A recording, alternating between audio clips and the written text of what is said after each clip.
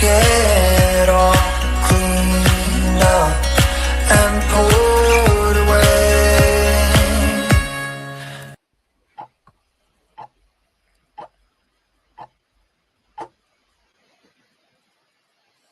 Hello, everybody. Happy Friday. My name's Caleb. Welcome back. We do this every single week. So if you're new here or you're just stumbling upon this and it's not 12 o'clock on a Friday, this is probably a stream that is saved to the Facebook page or to YouTube here. But thanks to those couple who are just tuning in on Facebook right now. So you can either tune in from Facebook or from YouTube. Feel free to take a moment to tag a friend or tag a support group. If you're here every single week watching these streams here with Galt Advocacy, then you know that we talk all things special needs related. Today, we have a topic, I'm going to put it up here, regarding transitioning into adulthood. A big question that we get a lot, and if you are in the special needs space, you have a young child with special needs, or maybe you've got a teenager, they're becoming a big kid, and you got to prepare for adulthood, right? So this is a very big conversation, and as it should be, it's a big topic. Can be scary, can be daunting, but we're going to talk about some amazing things you can look forward to, and how maybe you can better prepare and get ahead of it if you're not already there, right? And maybe you're already into the adulthood. Maybe your son or your daughter or your loved one has just entered. They're in their early 20s and you're still trying to figure it all out. We're going to talk about a bunch of stuff today. And so like always, thank you for a good little group already. You're welcome to drop a comment, ask a question. This is supposed to be conversational, right? I, of course, will have my points today and I'll share some stuff that may be new to you, it may not be. But if you have questions or you just want to shout something out in your life, whether it be your kiddo, your loved one, maybe you're going through the IHSS process right now, or you're trying to get in a regional center and you want to, say something that you might want to educate families on, or ask a question that maybe I can help you with, please do. So I will be kind of going back and forth from my notes today and your comments. So please feel free to write whatever the heck you want. Let's start with who you are, how you doing, where you coming from. Let me know if everybody's enjoying the, some fun in the sun. I'm up here in Northern California where it's extremely windy. It's been like windy the last few days, like crazy, but the sun has been out, so can't complain too much. But hope everybody's doing all right. Let me know technical difficulties too, if you can hear me okay, see me okay. And we'll get on. So we'll give it a few minutes to have some people find the stream here. So again, if you are in the special needs community here in California, hang tight. We'd love to talk with you today and talk about what it's like transitioning into adulthood with your special needs loved one, with your loved one with disabilities. Like I said, if you have a question, please let me know. Thank you for the loves and the likes, and feel free to tag this stream to another platform or another support group on Facebook or on YouTube, or tag a friend that you think might find some of this information useful. But all right, here. Oops, let's get this back. I like to have the comment show if possible. Hi to Alex, thanks for being here.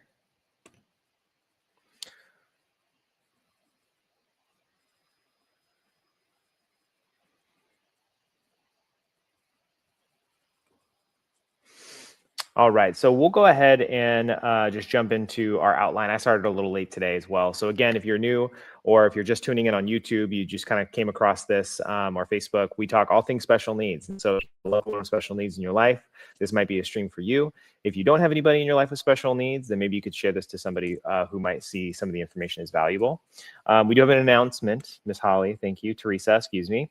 We have a seminar on the 25th in Orange and the 26th in Glendale. So if you guys are in the Orange area or the Glendale area in Southern California, and you can attend this seminar for free, please do come by. You can sign up for it on our website. Teresa can pin that information too if she's up for it. Hi, Mariana. Thanks for being here. And like I said, if anybody has questions, please feel free to let me know. All right, so we'll go ahead and jump into kind of a big discussion. That's going to be school for a minute. So, sorry, I'm going to put my phone on silent here. It's going to drive me nuts. Hello to you. All right. So a lot of questions we get involving school. So maybe you have a young one who has had an IEP throughout their whole childhood in school. And you want to know, like, hey, what is the plan here? My child's 13 and 14. They're going into high school. We want to know how graduation works, right? And so I'm just going to quickly talk about graduation and that early adulthood years of school and how you actually have a couple of options to choose from.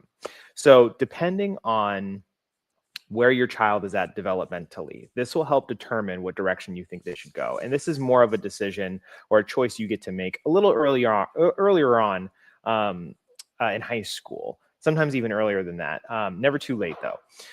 So when you're receiving specialized education, when you turn 17 and 18, it's your senior year in high school, technically for what would be considered typical.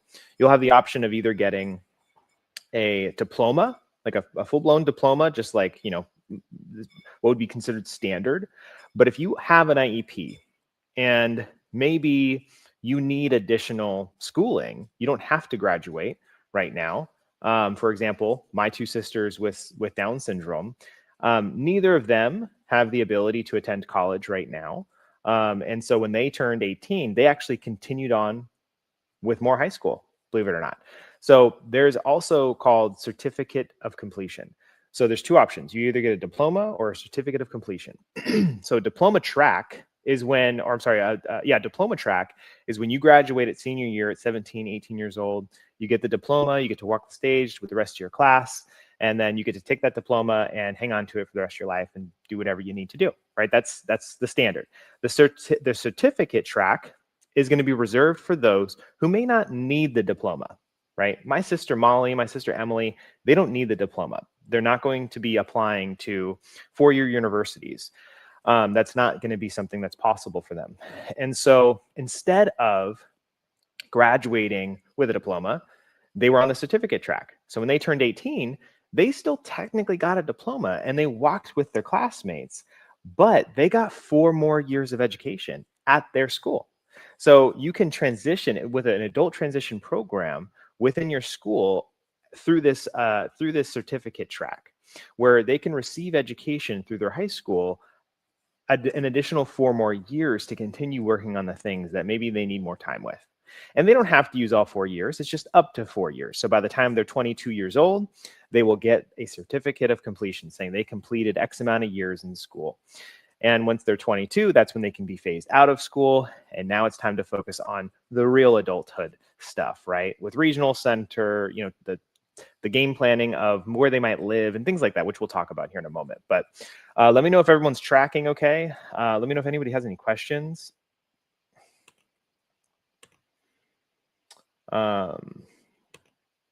Thank you, Teresa. Teresa put a link to our website where you can sign up for the free seminar. So thank you, Teresa.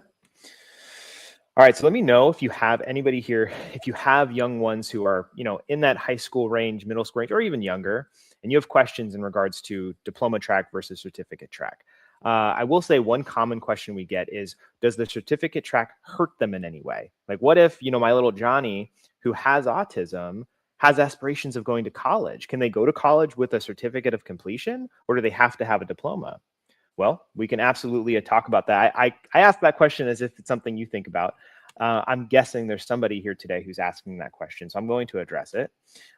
Terry, I live in Corona, and my 13-year-old son has a hard time transitioning to junior high, moving from 1 class to 6 classes. Don't see kids moving in autism school. So yeah, so in a special day class, they're not usually going to be going from room to room. Sometimes they might have a couple of rooms, like over the course of a few periods. But traditionally, you're right. That's not what, a class dedicated for kiddos with autism or a special needs class or a special day class would look like. So if you feel like that might be a better environment for your son, then I would think it would be a good idea to connect with your education team at school and talk about how the transitioning from period to period is really challenging. And if they think that that a special day class is necessary, if they feel like that's just too far of a jump to put him there, then they can strategize and help him with those transitioning of those periods. Maybe he just needs an aid, or maybe less transitional periods, right? And so they can help design a plan with you. So if you're welcome to elaborate a little bit more if you'd like, in regards to, what is he finding challenging about it? Do you feel like it's just too many transitions, or is it just transitioning in general the hard part? Is it academic? Are these classes getting harder? Is it social? You're welcome, Terry, to elaborate if you'd like. But this is what's really cool is your education team at school can help design a plan that makes sense for him. And if you need help with that, there are advocates. If they go to the certificate of completion and get an additional 4 years, does that extend his benefits? So if you're talking about his IEP, yes. So benefits you get from the IEP, we would refer to it as resources. Yes, the IEP would follow him for the remainder of those years. Well, thank you. I'd say some of this is factual. Some of this is I'm just another person in this space who's trying my best to learn it all. These benefit programs, school, it's all very complex. So I will never say something. Sorry, I'll never say never, but I do my best to only give advice or to share information that I feel comes from a trusted source or comes from personal experience. And so education is actually one of those fields that I'm not an expert in. I'm sort of adjacent expert, if you will. We do have a team of experts here, where that's all they do is they work in the education field. And so if you'd like a little bit more of a specialized one-on-one like breakdown of your situation, kind of like Terry here, I would highly recommend Terry to connect with our team here. Terry also wrote, they approved for a one-on-one aid back in September, still does not have one. He sits alone at lunch and the teacher says she is not sure why the aid hasn't been hired. That's a big problem right there. If the IEP is calling for a one-to-one and the school's not providing it, they're breaking the law. So they now owe him compensation for all the lost time that he should have had with a one-to-one. Terry, give our office a call. Ask to speak with an education advocate. They'll take care of you. Okay.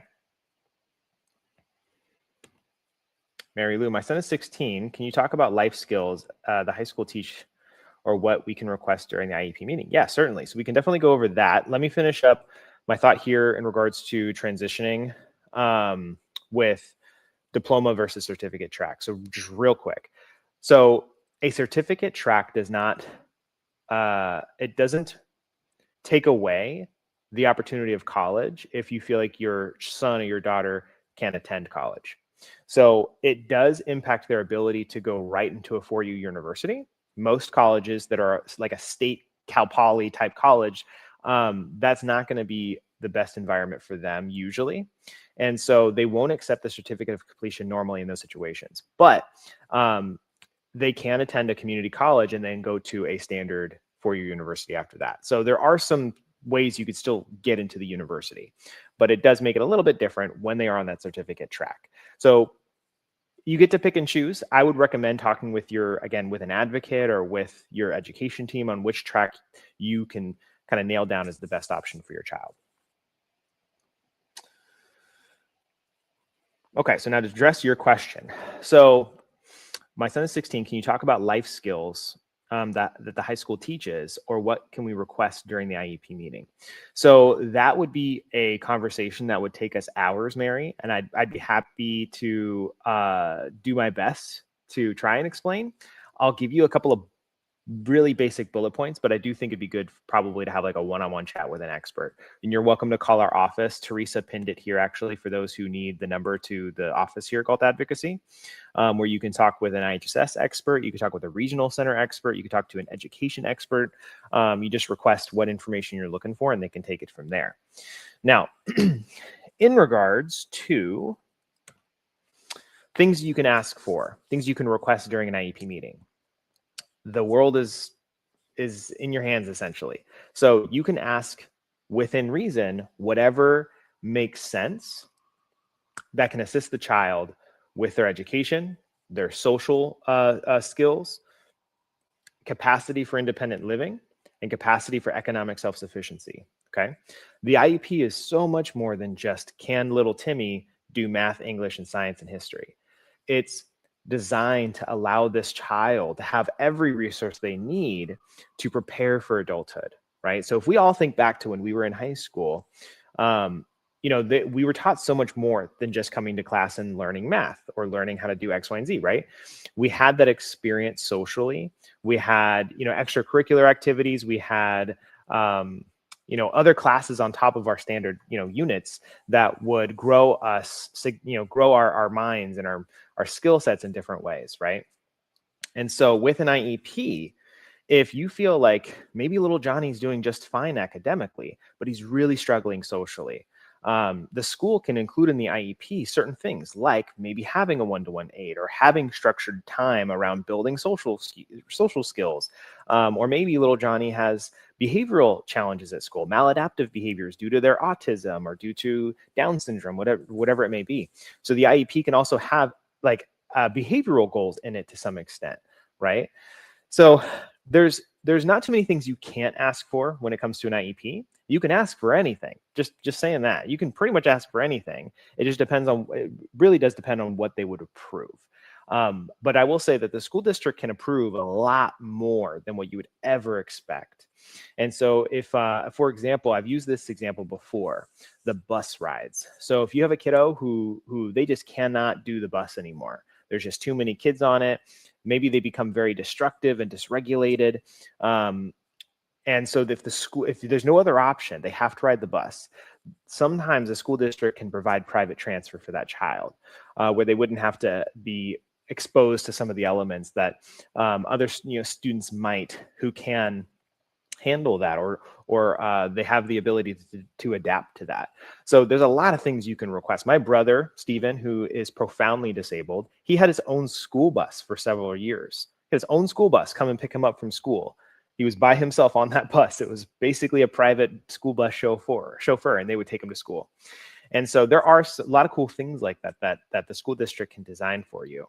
Some of it you may have to fight for, right? That was the best case scenario for my brother, is my parents were able to fight for that specifically, and it worked wonders. It was great. But it doesn't usually come easy. Those types of things the school might push back on. Okay, so Trisha, this is a great segue. Does Galt advocacy help with conservatorship? So let's talk about conservatorships a little bit, okay? Short answer, Trisha, by the way, is it's a yes, but not directly. So Galt advocacy is non-attorney advocates. So Galt advocacy will not go in court or in front of a judge to represent you for a conservatorship. However, if you're needing a lawyer or if you're needing a paralegal, somebody who can help you with the paperwork and help you through that process, Galt advocacy does have resources and referrals that can be sent to you. And so if you need to know who to contact, Galt advocacy can get you that information, not a problem. So conservatorship, what the heck is that? Some may be wondering. So that is something that you have to prepare for as well. So when you have somebody here in California with autism, special needs, disabilities, when they become 18, they're no longer, in the eyes of the state, they're no longer considered your child. They're considered a typical adult, just like the rest of us, right?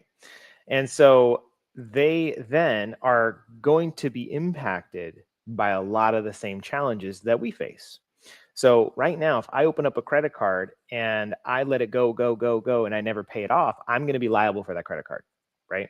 But I understand, I have the capacity to know and understand that I have to if I'm making a choice to open up a credit card, I got to pay it off, right? I don't want to steal the money. I don't want to do any of that. I don't want to commit fraud. So I am accountable for that. I'm reliable for that. But if my brother, Stephen, who is profoundly autistic, if he were to somehow open up a credit card, he would have no understanding of how that would work. So he shouldn't be liable for that fraud. He shouldn't be liable for that mistake, right? And so some argue with that statement that the responsibility then falls on the parent in that situation, right? And so it's a very complex discussion. So I'm going to try and keep it really, really simple. A conservatorship is something that gets put in place to protect an adult who is incapable of making decisions for themselves to the best of their future, okay? Their well-being.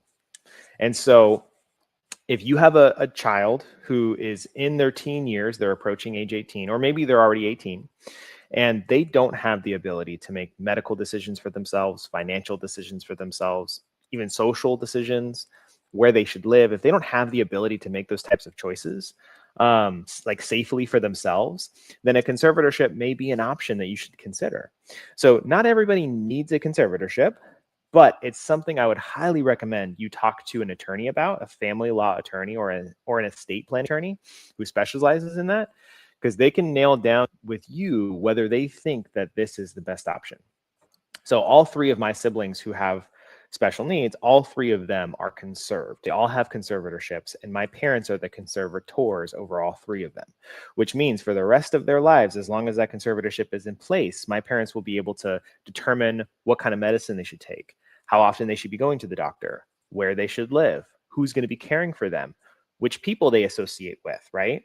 And so it kind of extends their childhood in a sense, if you will, right? Because developmentally, my sister Molly, she's probably right around age 5 or 6.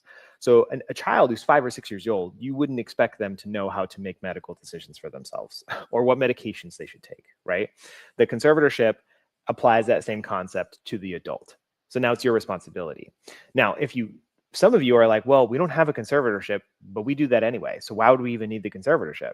We talk to the doctors. We're the ones that pick out the medications. We're the ones that deal with the finances for them. So what's the difference of having the conservatorship versus not having the conservatorship? Well, technically, the doctors, the banks, whoever's dealing with this person, they're technically not supposed to talk to you about this stuff. So if your child is 18 years old and they're not conserved, if something were to happen and they were to be hospitalized, the doctors technically do not have to speak to you about what's going on with that child, technically.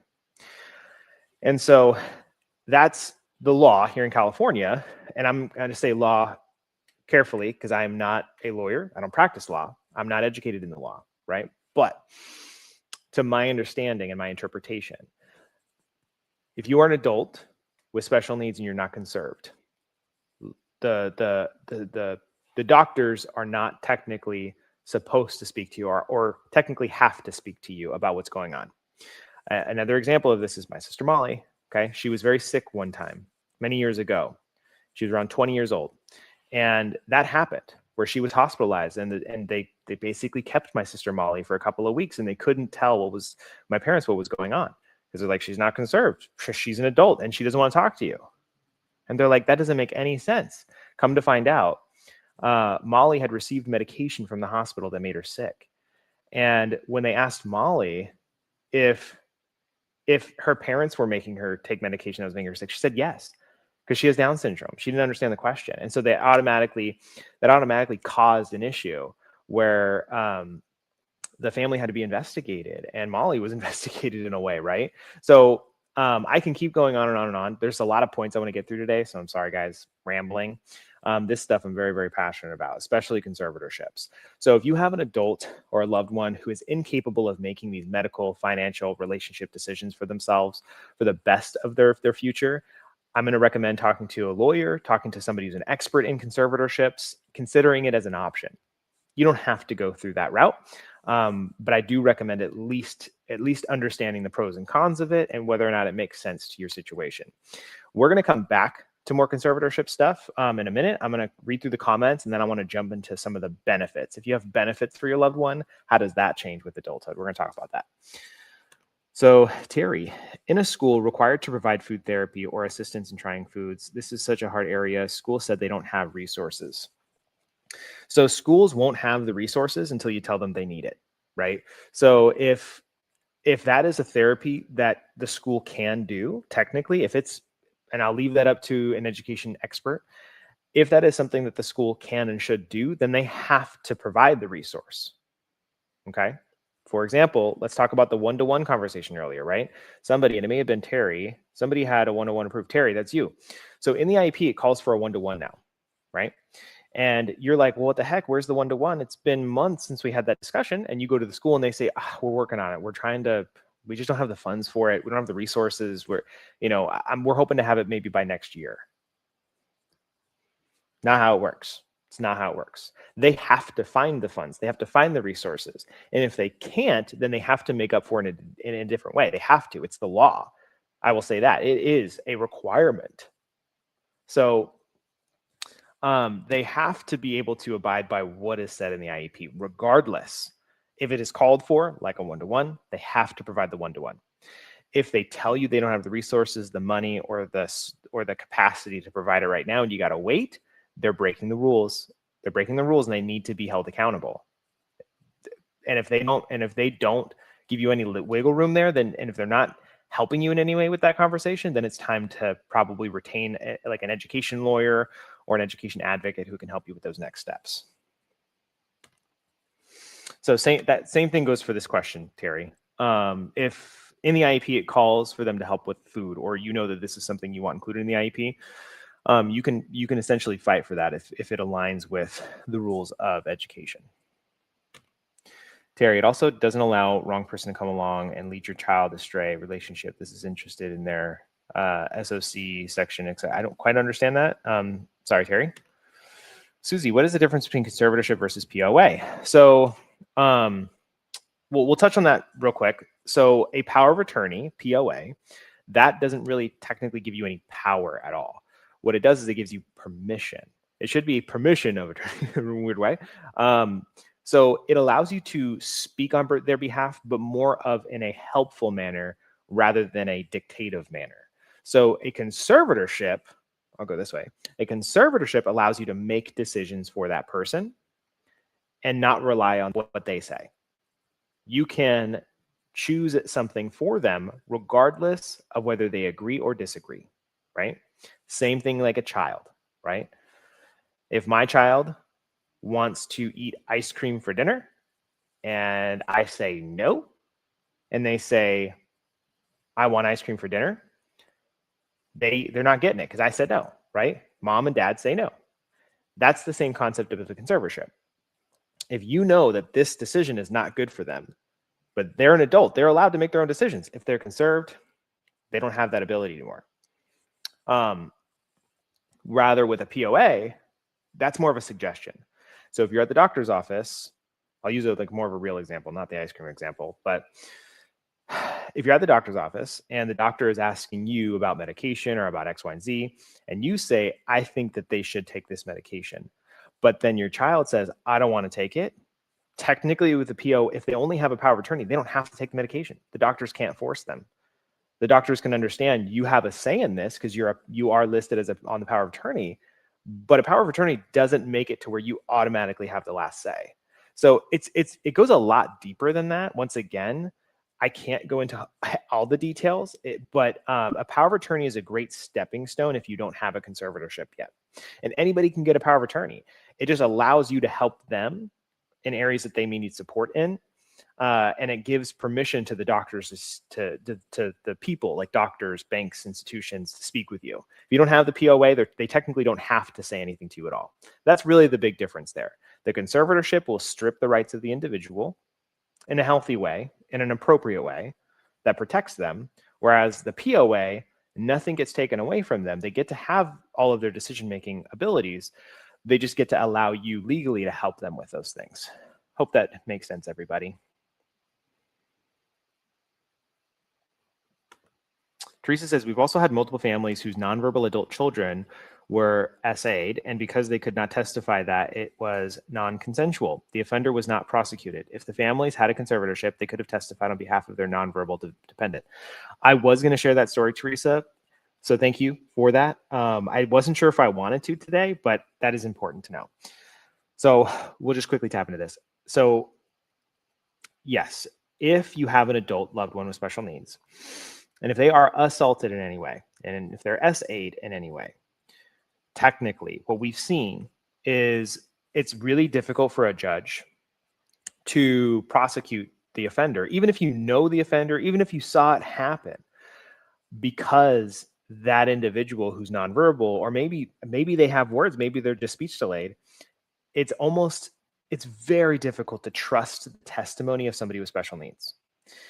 And so that's why you will rarely ever see somebody who's developmentally disabled testify under oath, because a judge technically is not going to take their testimony as valuable, because we never know. My sister Molly could go up on stage right now into a courtroom, and a judge could ask her a question, and she could have no idea what the question is, and she could flat out lie about the answer. thinking she's helping, not understanding what perjury is, right? So that's why they don't take testimony, usually. And so if somebody were to be essayed in this situation, what we've seen is the prosecutors walk free. So something to consider. If there's a conservatorship in place, totally different.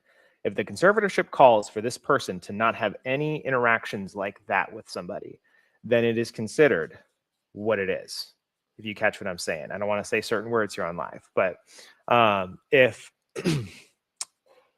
so like my sister Molly, again, her conservatorship calls to where she cannot have a partner like that and marry somebody without the conservator's say.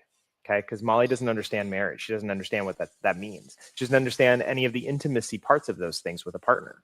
And so if she were to have that interaction with somebody, that would not be appropriate. She would be taken advantage of in that scenario. And so a conservatorship would allow the conservator to prosecute the person who would harm her in that way. So again, hopefully that makes sense. I don't want to drag on to it. I feel like I've talked a lot about conservatorships. There's a lot you can go into. But if you have more questions, we have people that can help you with that if you're interested in learning more. Conservatorship, if they get girlfriend who wants their social security without conservatorship, could be a problem.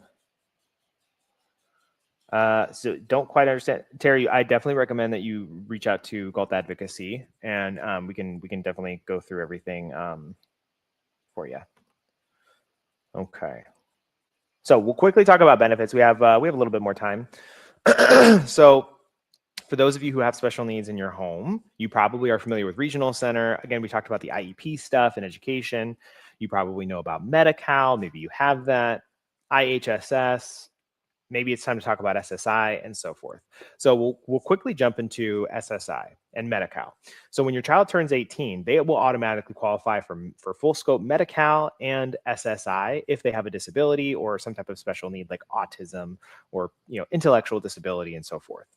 So SSI allows for them to have this income every single month for as long as they need it if they are not working a job that counts against it.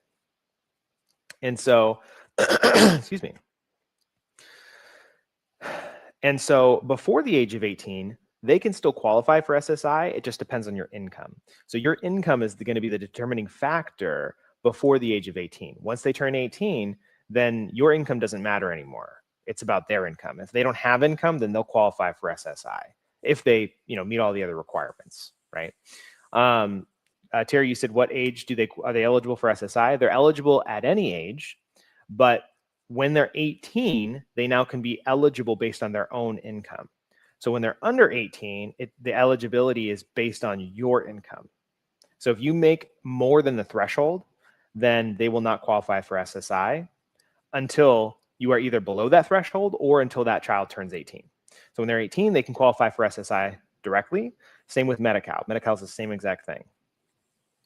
Otherwise, you can get the regional center to provide a waiver for Medi-Cal, but that won't give them SSI. So, cool. Glad, Terry. Thanks for being here. You got some great questions. We'll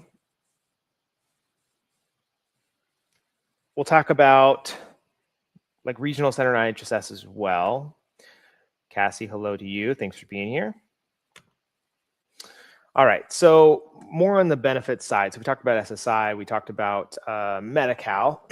So now we'll talk about IHSS. So I know a lot of people here probably watching or people who follow Adult Advocacy, you probably know or have heard of IHSS. And so if you have IHSS and you're getting paid this as a provider, a lot of people ask, well, what happens when they turn 18? Will it disappear? Will it go away? Will it go up? Will it go down? IHSS is not based on age. So they can have it for the rest of their lives if they need it. And so when they turn 18, the big change that you have to look out for is the fact that they will now qualify for every category within the program and can be assessed for those categories. They may not get it approved, but they are now eligible to be assessed for any category with IHSS. There's no restrictions anymore like they were when they were a child, right? A child's not going to qualify for time in meal preparation, but an adult would. You're not expected to prepare meals for an 18-year-old, right? So that's one thing. The other thing is the conversations with your social worker. So once again, another reason why you should consider possibly the conservatorship, if you feel like it applies to your child. Okay. When they turn 18, the social worker with IHSS is no longer obligated to talk to you at all. They will, usually, sometimes, but not to the same extent as they would if this was a child under 18. So when they're 18, technically, IHSS, the social worker, they now have to take the word of this adult. It's the opposite of the courtroom, like we talked about. You know how we talked about the courtroom, how a judge would never take the testimony of a developmentally disabled person's testimony credible? It's the opposite with the social workers. The social workers, they have to use their best judgment. And if they feel like this 18-year-old, they can make their own decisions just fine, then they will say that in their notes. So this is very important, especially in regards to something like for protective supervision. So if you have a child who has protective supervision, which means they require constant supervision, 24 hours a day, they cannot be left alone because they will wander, they will elope, they'll turn the stove on and burn the house down, right? They'll open up doors to strangers and let them in. That person probably would qualify for protective supervision or could qualify, right? But when they're 18, if the social worker asks them if they know the answers to these questions and they say yes, social worker may take them literally. They don't have to listen to you. You could stand up and say, hey, you know what? I know you asked if my daughter Sally here can call 911. And she said yes. She said she would call 911 if there's an emergency, but I'm just going to tell you right now, she would not. There's no way. There's no way she would know how to do that. If she's not conserved, the social worker doesn't have to take your word for it. A lot of times they're encouraged by the state of California to assume that little Sally would know how to call 911 because she said she could. Even if you know in your heart that would not have her happen, right? My sister Molly, right now, if I were to ask her if there was a fire in the kitchen, what should she do? She would tell you, you call 911. And if you say, well, wow, Molly, good job. Well, why would you call 911? She would say, I think it's the fire department. We'd say, wow, Molly, that's great. So you'd call 911. You're doing a great job. You'd have the fire department come. Then what do? You call 911. What do you do next? Molly would then think about it and say, roll, stop, and drop. And then if we were to ask any more questions about this, Molly would get very bored of the conversation and change the topic. The point of that is to say, Molly would not be capable of answering or calling 911 in the event of an emergency. Molly also doesn't have a cell phone. She doesn't know how to use a cell phone, right? So how would that be possible?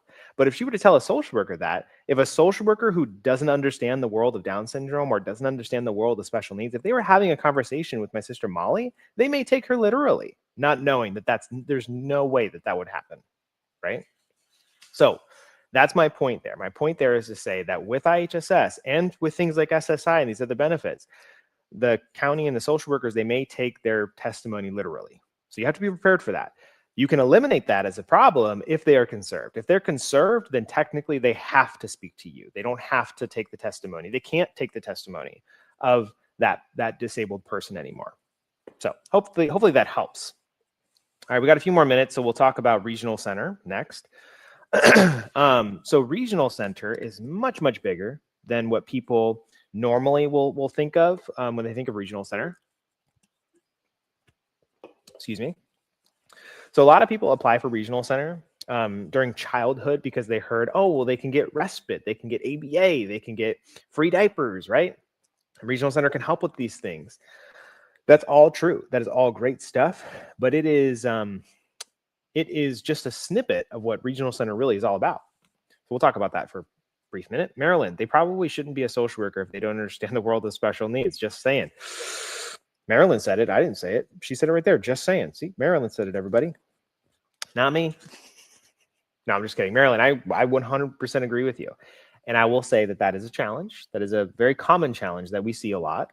The last 7 years of being involved in other people's IHSS cases. I had IHSS growing up in my home my whole life, but I spent 7 years being in your homes, doing these assessments with you and your families. And it is common. It is very common to unfortunately work with a social worker who just doesn't understand. They do not know what it's like. They do not know what it is like to be a mom or a dad or a loved one to somebody who has autism, to understand what that's like to have to monitor an eloping child if that's a behavior that they have. So it is tricky, and it can be very frustrating when you're trying to explain to somebody who sort of has your financial livelihood in the palm of their hand, and you're trying to explain to them something that they'll never truly feel or understand correctly, or not correctly, but feel the way you feel, right? And that's a challenge you deal with in every other aspect of your life, right? If you take little Johnny to the park and he is doing some things that, maybe are not typical for his age, you might get the stares, you might get other parents at the park who are wondering what the heck is going on here, right? And you have to think to yourself, my child has, autism, my child has, a disability, my child has a special need that's very different than these other kids. And maybe you have to explain to them sometimes, and that can be exhausting, right? So to have to do that for your IHSS assessment, you're right. They shouldn't be a social worker if they're not going to be willing to learn and understand the situations that we all go through here as a special needs community. Terry, they can sound very believable, but so true. If you pull the thread through and ask additional questions, they can answer, or they call Paw Patrol. So there's actually an exercise called the "and then what" exercise. And it's kind of what I was doing earlier with like my sister Molly.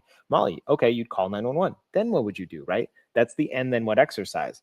So you're right. Surface level answers can make things look a lot better than they really are. If you go below the surface and you keep asking my sister Molly more deep questions about it that a typical 30-year-old should be able to answer, she's not going to answer. She's going to go all the way down to the bottom, and there's not going to be much you could see there, right? So Rondora, so IHSS interview normally take to account what your kids say, which is a crazy thing. I agree. Sometimes that can be a crazy thing for sure. Is it Christina? Yeah, Christina, is it difficult to get a disability placard for a child that's autistic if they are a runner?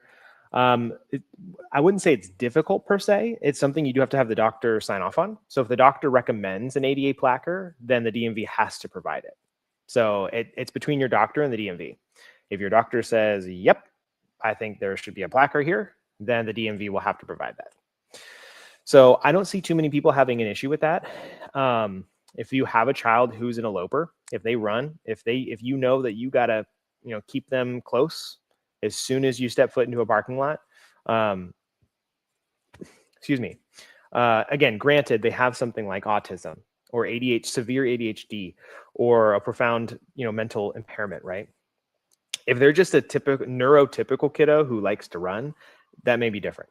But if, Christine, in your situation, if your child if they're autistic and they're a runner, then yes, it shouldn't be too difficult. I would recommend talking with the doctor and asking for a recommendation to the DMV. They should be able to take care of it from there. Okay, so real quick on the regional center conversation. So I'm kind of just speeding through stuff. I feel like we're really just tickling some of these topics, these little things, and there's so much more that we can go into. And so if you do have more questions, please call advocacy. You can speak with Myra, you can speak with our team, and we can really get deeper, more specifically to your situation. Okay. So with regional center for just a moment. So again, maybe you've had it for years with your child. They've helped provide things like ABA. They've helped you resource out diapers and things of that nature, right? But now they're turning 18. They're turning, an adult. They're a couple of years into their adult transition program. Like, what else can regional center do? Well, regional center is the payer of last resort for everything, but they're also there to protect the individual here in California for the rest of that individual's life. So again, for example, my sister Molly, if God forbid something were to happen to my parents, and maybe none of us siblings, we've got a bunch of siblings here, but if let's just say nobody else was here to care for Molly had nowhere else to go. It is designed in a way where Molly would then be cared for by the regional center. The regional center would be responsible for housing my sister Molly for the rest of her life. That's regional center. Really, that's what it is. It is a backup plan for that person the rest of their life, in addition to all the great things that they can provide. So we hope and pray that that never is the case, right? But it may have to be down the road if we are unable to care for Molly. And sometimes that's actually a good thing. Not that we can't care for her, but sometimes regional center can provide a great environment, right? And maybe they don't need somebody to actually, or maybe they don't need necessarily regional center to provide the home, but maybe companionship, right? Maybe they just need somebody to help them through adulthood. Regional center can provide that, right? Maybe they just need assistance with affording an apartment. Regional center can help that in some ways, right? There's a lot of great things regional center can do, but I want to talk about how they can transition educationally real quick. So when they turn the age of 22, they will be eligible for something called a day program, an adult day program. So it's something that all three of my siblings have been a part of over the years, where they can be in adult day programs, which can be similar to like social outings or school in some way, like school classes. My sister Molly has loved doing art classes, dance classes, among many other things that are all considered as a part of their adult day program. She's also worked a job, which was technically an adult day program. And so a lot of people worry that when their child turns, into they get into their 20s, they're worried that they may not be stimulated mentally anymore, and that they fear, like, well, how are we going to keep them busy? Like, what are we going to do? And so thankfully, Regional Center can help design a whole day for them for the rest of their life, where they can be in day programs a part of the day. They can continue receiving, therapeutic interventions that may be necessary. They can receive one-on-one or group setting support for social skills or social living. And then, of course, pay somebody for respite caregiving to give you a break. And then in the evening, they're in your hands, where they have the whole day filled with activities and mental stimuli. And they're growing all their skills, just like they were through their childhood, through elementary school and high school. And then they come home and you're there. You are their caregiver, getting paid the IHSS to be there for them, right? So that's, in a nutshell, how that all works. So again, so much more we can get into. It's so much deeper than this, but Marilyn, I thought they had to be 18 to go to an adult day program. So some yes, but I'd say a lot of them, sorry, let me back up. So to my understanding, they can at age 18, but I think Regional Center doesn't pay for it as much as they would when they're 22 years old. I could be wrong, but I think they ask you to wait until they're about 22 years old. I can't remember the determining factor there, but you may be right. I do believe you're right in that there are some day programs that allow for 18-year-olds. I don't think you have to be 22, but that's usually the age where day programs become a bigger conversation, considering people who may be on the certificate track, right? Hello, Rosita. Glad you're here. Terry, you're the first person that has answered that. I'm 66 with health issues. All my family has passed away, and Brody is 13. So I have been so upset with worry. I even shared with my regional center worker. She never mentioned this. Is it recommended to be included in planning? Do you get the setup in advance? So quick thought on planning. So this is the last thing that we didn't get a chance to go over today yet. We ran a little late, and Nicole will not be going live at 1 o'clock, so I'm going to go a little long today. So I'm going to highly recommend that you consult with a special needs attorney, a family law attorney or an estate planning attorney. Galt Advocacy has references that can be sent to you if you need it, okay? And if you attend the seminar, Teresa just brought this up. If you attend the seminar, we're going to go into these programs in a deeper way. Thank you, Teresa. I'm so glad. So please attend the seminar. But yes, you can prepare for adulthood on more the legal front, right? Where you can have a special needs trust, a will. You can have a designated backup plan that brings the regional center into the conversation, so that if something were to happen, they can help execute your backup plan. If you have a will that calls for certain individuals to have certain things for that special needs loved one, regional center can help sort of allocate and execute what needs to be done, in addition to the support with the lawyer, right? And so we do encourage people to get that special needs trust, get a will, get these things in place, have a relationship with a family law practice or a family law attorney to help set all this stuff up. This also includes things like life insurance, right? So there's so many different, and financial planning. So like special needs accounts and special needs bank accounts, like the trust and other things. So there's a lot of things that you can do. And so if you want to learn a little bit more about it, please attend the seminar in Southern California. If you can make it, if you can't make it to that seminar, give Galt Advocacy a call or send Galt Advocacy an email. And we can get you the information that you would need, or get you in touch with the people who can help you if you're looking for that help. The seminar is not today. It is on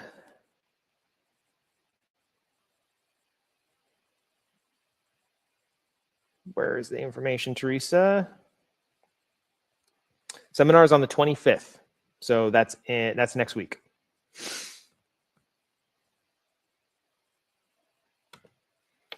It's the 25th, and there will be one in Orange and then one in Glendale the next day. So the Glendale one is the 26th. At what age? Any age. You can talk to a lawyer about the special needs trust or special needs planning at any age. All right, but with that said, everybody, again, stay tuned for the seminar. If you want to go deeper into special needs planning or long-term planning, and you're in the Southern California area, please attend the seminar. If you can't, once again, give the office a call. Connect with Adult Advocacy here on Facebook, or send an email, and we can get you in touch with the right people. And please take a moment to follow this Facebook page and this YouTube page together, so that you can, like Teresa said, get more content and get weekly notifications when we're going live and things like that. We go live every single Friday. So every Friday at 12 o'clock, and usually at 1 o'clock. Today is an exception, where we talk about all things special needs. So stick around. We're really glad that you're here, and we hope to see you guys again next week. But thank you all so much for being here today. Like most of you are every single week, which is awesome. Thank you for all the amazing questions. I'm sorry, I think there were a few that we didn't get to today, so I apologize. But if you have more questions, please go ahead and feel free to reach out, okay? But hope everybody has a wonderful Friday. Hope you all enjoy your weekend, and we'll see you next time. Bye, everybody.